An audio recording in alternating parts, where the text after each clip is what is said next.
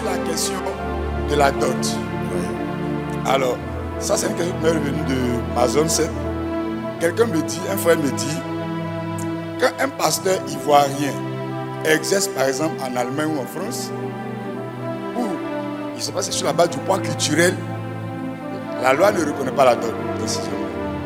Mais si par exemple deux Ivoiriens vivent en Allemagne et qu'ils veulent se marier, ils feront intervenir les parents au pays ici pour que la dot soit prélevée. Bon, sur cette base-là, c'est pourquoi je pose la question à mon père en tant que leader de communauté.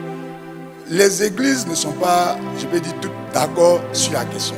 Qu'on se trouve en Occident ou qu'on se trouve en Afrique à cause du poids culturel. Donc là-dessus, souvent, ça ralentit certains frères qui veulent se marier. Parce que d'un peuple à un autre, souvent le poids de la dot. C'est-à-dire, en fait, vous savez.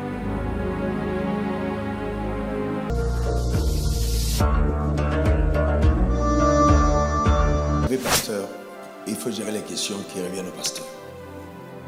Les affaires de famille, ici les gens de la famille régulière. Que la femme soit habite la lune, quand tu vas prendre la femme, tu vas la détacher d'une famille. C'est cette famille qui te dit ce qu'ils veulent pour laisser partir leur fille. Ce n'est pas l'Allemagne, ce n'est pas la France, ce n'est pas le Japon. C'est la famille de la femme qui demande, voici pour la condition pour que notre enfant devienne ta femme. Donc si on demande la dot, tu ne vas pas dire non, en Allemagne, ils ne paient pas la dot. Ce n'est pas une Allemande. Tu as pris une femme en Côte d'Ivoire. Et puis on te demande là-bas à Divo de payer la dot. Il faut aller payer ta dot. Tu vas voir ce que les gens vont dire. Voilà. C'est aussi simple. Tu vas payer ta dot. Ce n'est pas une affaire que non, la culture, non. Alors, c'est ça, c'est clair. Voilà. Toi-même qui épouses la femme, tu n'es pas allemand. Tu vois ce que je veux dire? Donc, simple. Voilà, c'est vraiment simple. Et maintenant, tu dis aux fidèles, faites ce que la famille exige. C'est la famille. Vous prenez la femme dans une famille. Donc que la famille vous donne la femme. Que le père tienne la main de sa fille et te donne. Après que tu aies rempli toutes les obligations de la famille. Maintenant, pour anticiper sur d'autres questions, on a des cultures où les dots sont excessives. Elles sont même diaboliques. Moi, je connais une ethnie au Cameroun où les gens ne se marient presque pas jeunes.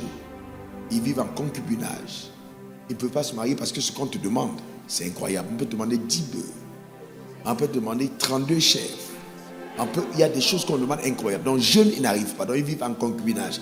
Et le jour où ils commencent à avoir un peu, ils décident de se marier. Généralement, ils ont déjà 3 enfants, 4 enfants. C'est ce genre de tradition diabolique, qui favorise le fait le concubinage. Parce que Satan est beaucoup dans certaines de nos traditions. Quand on est confronté à ça, qu'est-ce qu'on fait? On prie. Dieu a le cœur des hommes entre ses mains. On prie. On est capable de prier et jusqu'à ce que Dieu incline les cœurs pour que vous puissiez aller au mariage.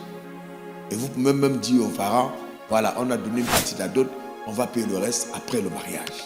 Il y a tellement de stratagèmes. Vous priez pour pouvoir contourner ça.